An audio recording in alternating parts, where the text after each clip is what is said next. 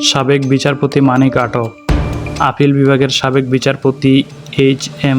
শামসুদ্দিন চৌধুরী মানিককে আটক করা হয়েছে। শুক্রবার 23 আগস্ট অবৈধভাবে পারাপারের সময় সিলেটের কানাইঘাট সীমান্ত থেকে তাকে আটক করে বর্ডার গার্ড বাংলাদেশ বিজিবির 19 ব্যাটালিয়নের অধিনায়ক লেফটেন্যান্ট কর্নেল আসাদ-উন-নবী যমুনা নিউজ 24-কে নিশ্চিত করেছেন।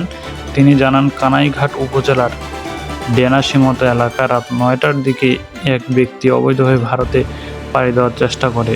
সে সময় টহলরত বিজিবি সদস্যরা তাকে আটক করে। পরে জিজ্ঞাসাবাদে জানা যায় তিনি সাবেক বিচারপতি শামসুদ্দিন মানিক।